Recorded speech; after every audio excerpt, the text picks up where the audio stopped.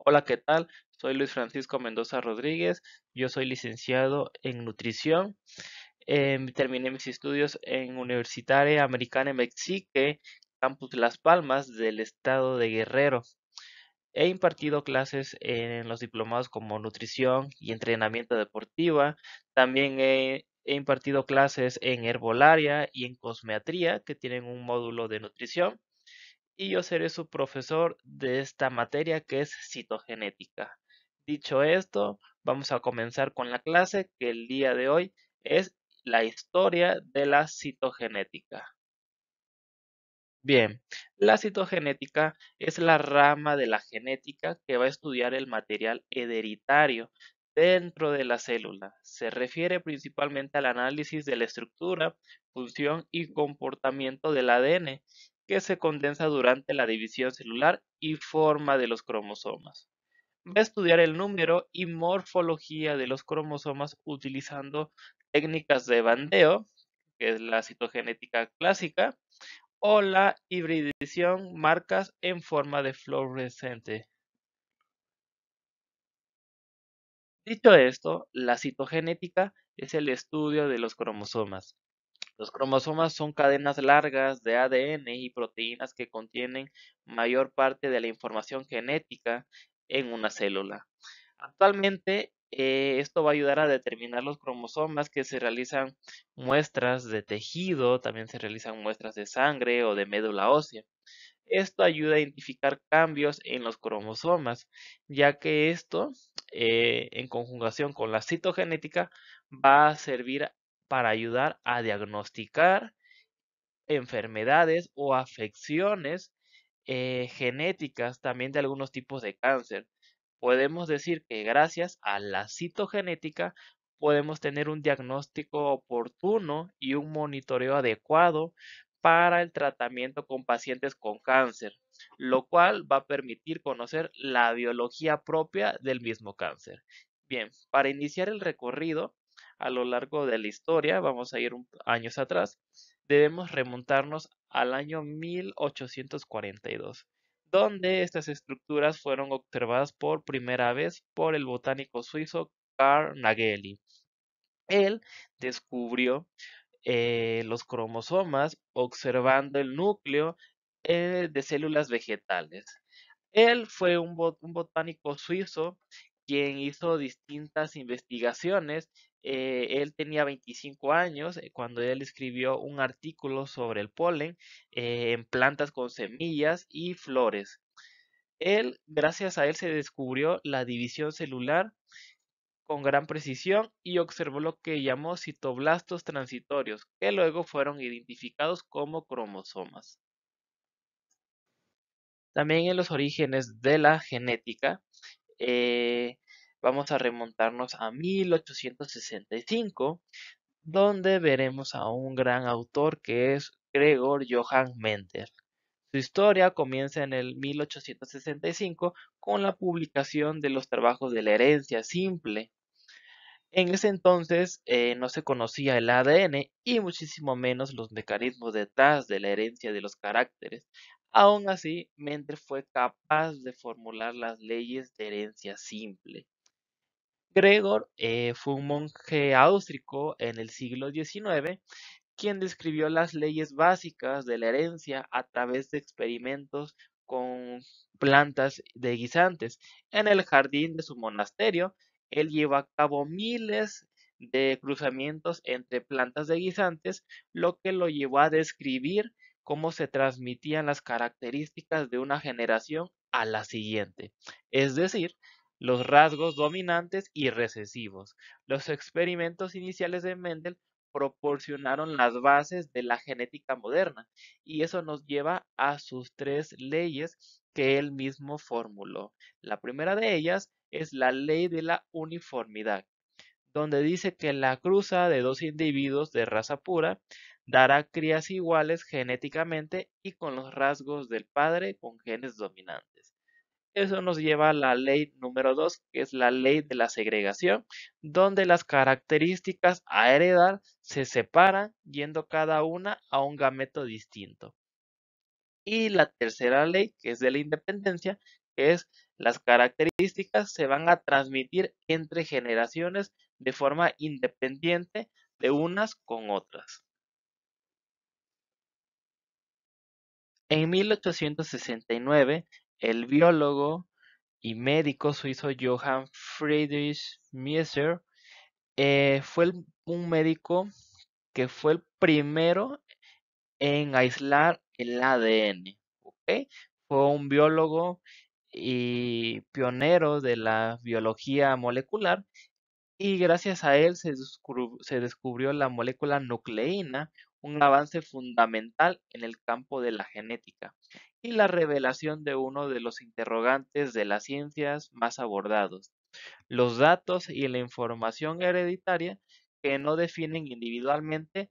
Reveló la condensación del dióxido de carbono en sangre, que es crucial para regular la respiración. La nucleína es el análisis químico que indicaba que, además de carbono, oxígeno, nitrógeno e hidrógeno, la nucleína contenía fósforo, que es un elemento poco usual en las sustancias del origen biológico estudiadas hasta entonces. Fue llamada así porque se encontraba en el núcleo.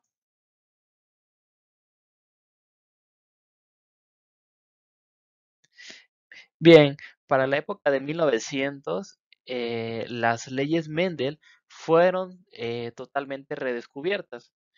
Y para estos años, principalmente en 1902, el médico inglés Garrock descubrió la alcactonuria, que es una enfermedad genética recesiva, y esta fue la primera vez que se determinó la herencia genética de una enfermedad. Años más tarde, el genetista estadounidense Thomas Morgan demostró que los genes se encuentran en los cromosomas. Él fue un genetista muy importante debido a que él estuvo interesado en la evolución de la herencia. Él destacó en proponer la práctica de las famosas tres leyes Mendel. Como bien mencionaba, que las leyes Mendel fueron redescubiertas y él pues puso en práctica sus conocimientos, ya que debido que él empezó la aplicación en animales. Concretamente, estudió a profundidad un animal que es la mosca de la fruta y él detectó su desarrollo embrionario, su herencia, sus genes, sus alelos, etcétera. ¿Ok? El tema de investigación era concreto, era determinar a los descendientes de la mosca de la fruta. Y los descendientes era que al cruzar un macho de ojos blancos con una hembra de ojos rojos, presentaban sus crías ojos rojos. Esto indicaba una cosa importante, y es que el carácter de los ojos blancos era recesivo. De esta forma, Morgan nombró White al Ken en cuestión. Y así fue como Thomas Hunt Morgan empezó a la tradición de nombrar a los genes en función al fenotipo causado por sus alelos mutantes. Algo también importante es que él nuevamente intentó la cruza de estas moscas, de las últimas moscas entre sí. Y ahí fue cuando Morgan obtuvo resultados al revelar que solo las moscas macho mostraban el carácter de los ojos blancos.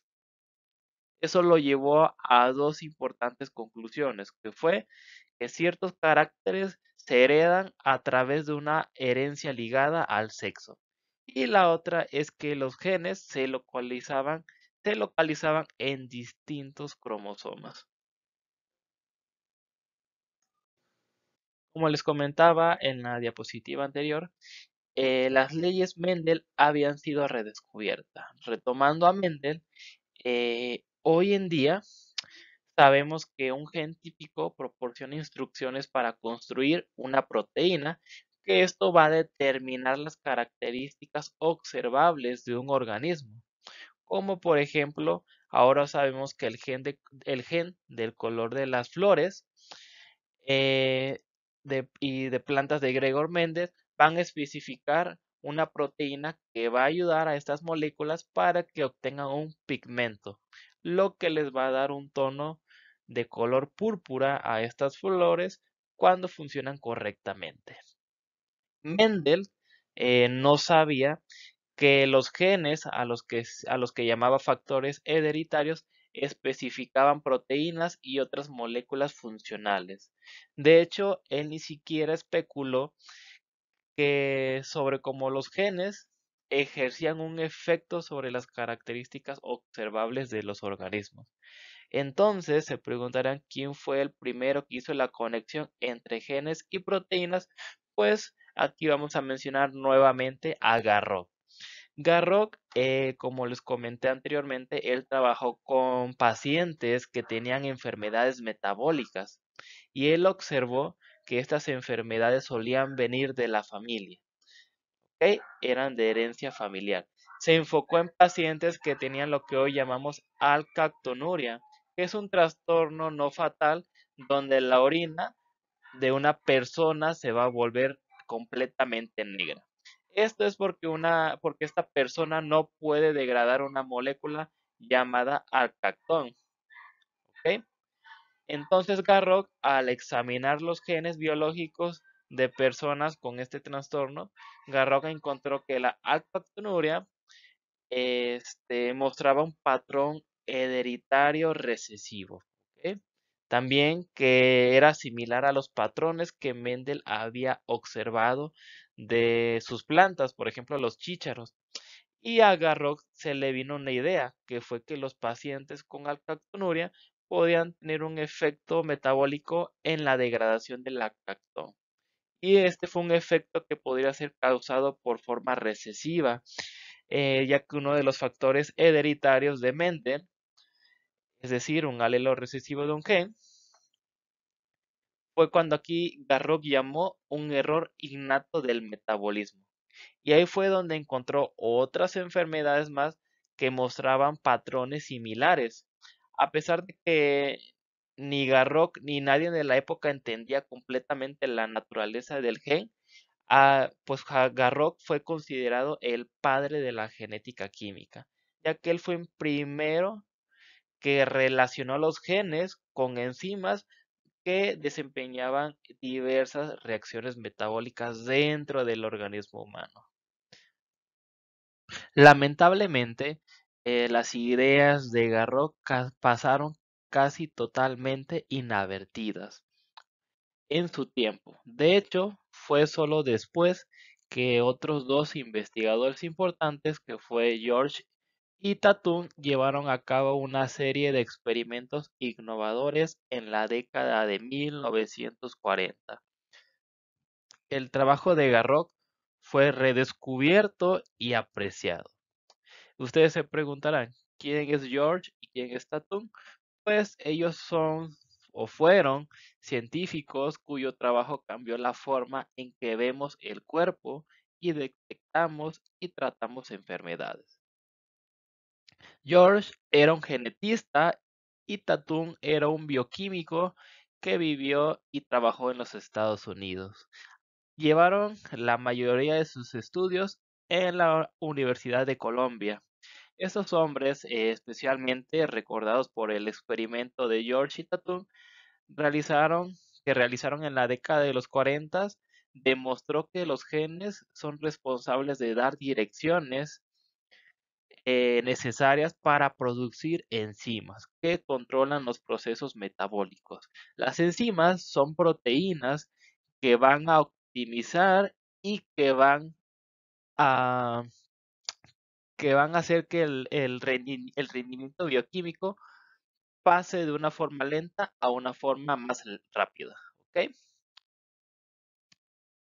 George pasó a estudiar una especie de moho del pan. ¿Y por qué se preguntarán el moho? El moho pues tiene patrones genéticos más simples donde ciertas características son determinadas por un gen en un lugar que va a contener múltiples genes como las moscas de la fruta.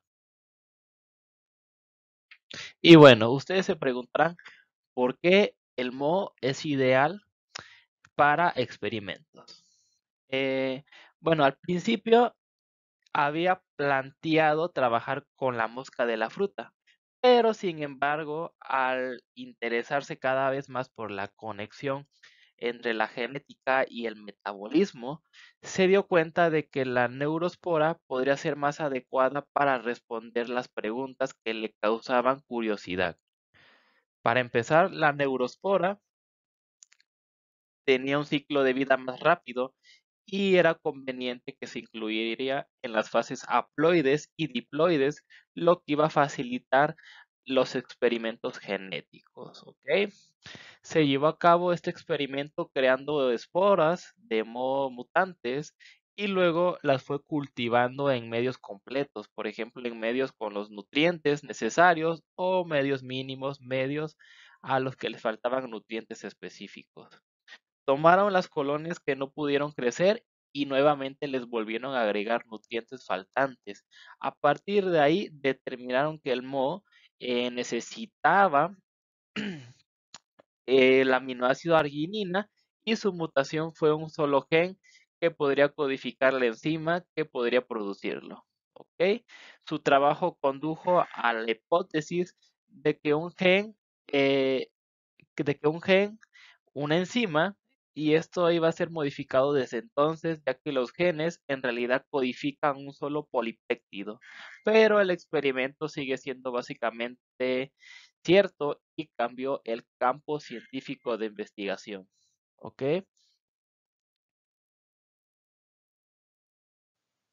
En la era del ADN, 75 años después del descubrimiento del ADN, todavía no estaba del todo claro para qué servía esta molécula y cómo podría utilizarse.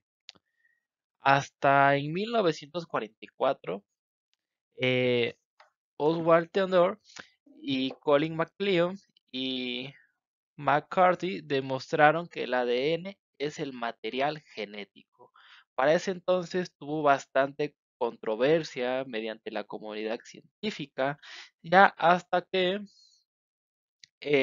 para los siguientes años, que era en el año 1952, ellos presentaron un modelo de doble hélice, que ahorita se los voy a demostrar. Bien, como les comentaba, años después de trabajos, MacLeod y McCarthy en el 52 descubrieron la estructura helicoidal del ADN. Y este trabajo se convirtió en todo un hito histórico para el mundo de la ciencia y de la genética, puesto que dieron paso a grandes investigaciones alrededor de la molécula de la vida. ¿Ok? Y este fue un gran impacto en el mundo histórico de la ciencia y también fueron realizando un modelo actual que se está utilizando hoy en día para el mundo científico, que se los voy a mostrar en la siguiente diapositiva. Bien, aquí tenemos el modelo que se presentó en este año, que es el 1953 de esta época, que fue el 25 de abril de 1953, Watson y Crick publican el modelo de doble hélice del ADN, basado en los estudios citogenéticos y de cristalografía de Rosalind Franklin. Es por ello que el día 25 de abril se celebra en todo el mundo el Día del ADN.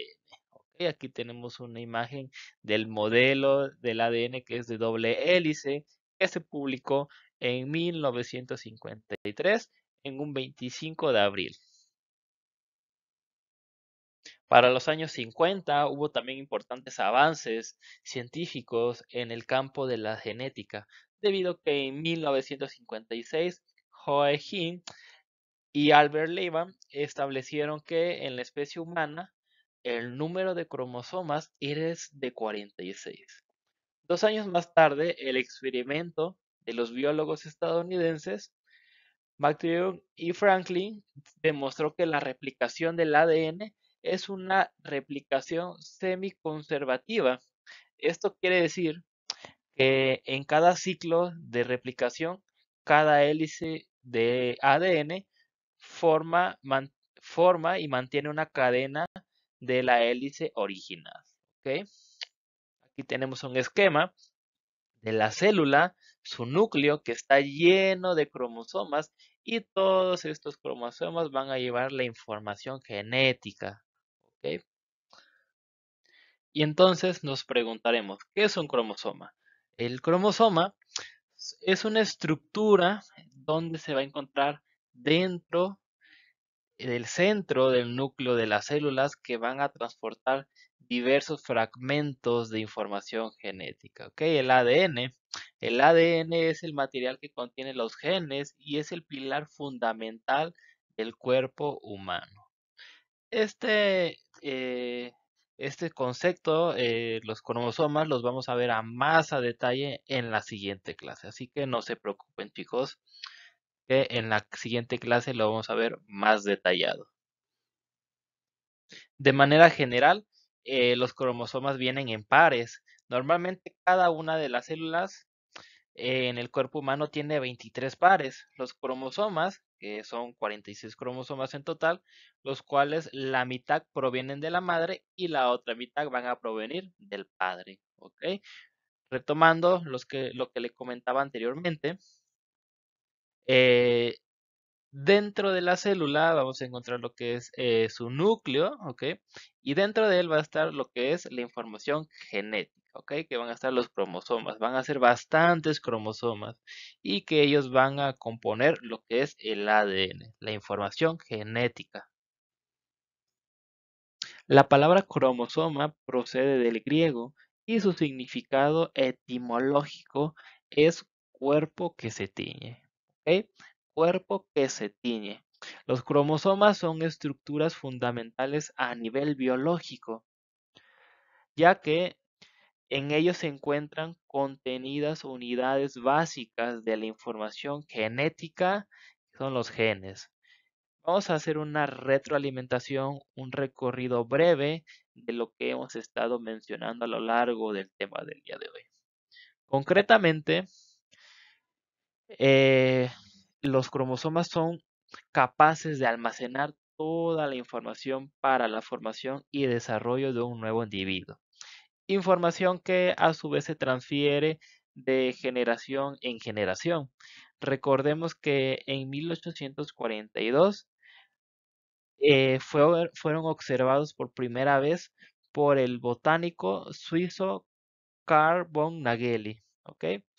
Nageli descubrió a los cromosomas observando el núcleo de las células vegetales. Fue la primera vez que se observaron los cromosomas. ¿Ok? Aquí tenemos a un gran investigador que es Walter Fleming, que él fue un biólogo y fisiólogo alemán y uno de los fundadores de la citogenética. Fleming, haciendo uso de las técnicas de tinción con anilaninas descritas anteriormente, descubrió que el material contenido del núcleo era capaz de teñirse fuertemente, otorgando visibilidad a la estructura que a día de hoy conocemos como cromatina, forma en lo que se presenta el ADN en el núcleo celular. Por otro lado, Walter Fleming llevó a cabo estudios sobre la división celular y el comportamiento de los cromosomas en el núcleo celular, fruto de los cuales descubrió y acuñó el proceso de mitosis, proceso de reproducción celular que tiene como resultado la formación de las células hijas con la misma dotación cromosómica que de la célula progenitora. Muy bien, chicos, pues esto fue todo por el día de hoy. Aquí tengo algunas referencias, las cuales me ayudaron a mí a formular la presente presentación del tema del día de hoy.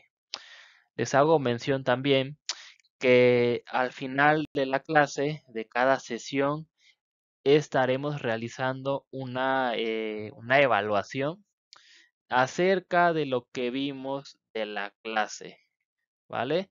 Se irá respondiendo al final de cada sesión y estaremos en contacto por cualquier duda que se presente. ¿Ok? Muchas gracias.